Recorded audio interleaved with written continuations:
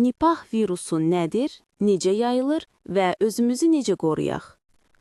Nipah virusu, NIV, əsasən meyvə yarasalarında yaşayan və bəzən insanlara keçə bilən, nadir amma ağır gedişli infeksiyadır.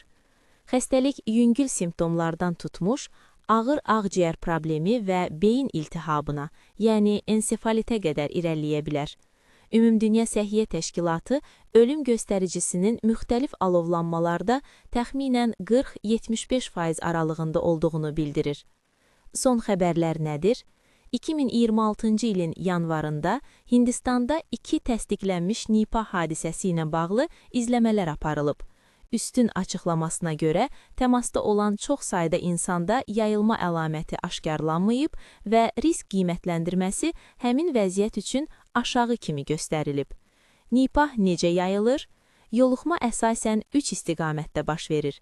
Yarasadan insana, yarasa tüpürcəyi və ya ifrazatı ilə çirklənmiş meyvə və ya məhsullar vasitəsilə. Xüsusilə bəzi bölgələrdə xam xurma şirəsi, date palm sap kimi məhsullar risk yarada bilər. Heyvandan insana, xüsusilə donuzlar kimi ev heyvanları yoluxmada körpü rolunu oynaya bilər. İnsandan insana, yaxın təmasda, ailə üzvləri və baxıcılar arasında, bəzən də səhiyyə müəssisələrində infeksiyaya nəzarət qaydaları zəif olanda. Əlamətlər nələrdir? CDC-yə görə xəstəliyin başlanğıcında adətən qızdırma, baş ağrısı, öskürək, boğaz ağrısı və nəfəs darlığı olur. Sonradan vəziyyət ağırlaşaraq ensefalit əlamətlərinə keçə bilər və bəzən koma çox qısa vaxtda inkişaf edə bilər. İnkubasiya müddəti, yəni yoluxmadan simptomlara qədər adətən bir neçə gündən 2 həftəyədək çəkə bilər. Müalicə varmı? Peyvənd varmı?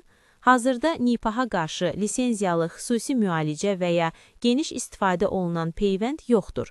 Müalicə əsasən dəstəkləyicidir, amma peyvənd namizədləri üzərində iş gedir, o cümlədən 2025-ci ildə Oxford CEPI xətti ilə faza 2 sınaqlarının başladığı bildirilib.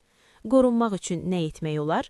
Meyvələri yaxşı yumaq, yarasaların dişlədiyi və ya çirkləndirdiyi ehtimal olunan meyvələri yeməmək, risk bölgələrində xam xurma şirəsi kimi məhsullardan uzaq durmaq, xəstə insanla yaxın təmasda maska, əl gigiyenası kimi sadə tədbirlərə diqqət etmək, xüsusən evdə baxım zamanı.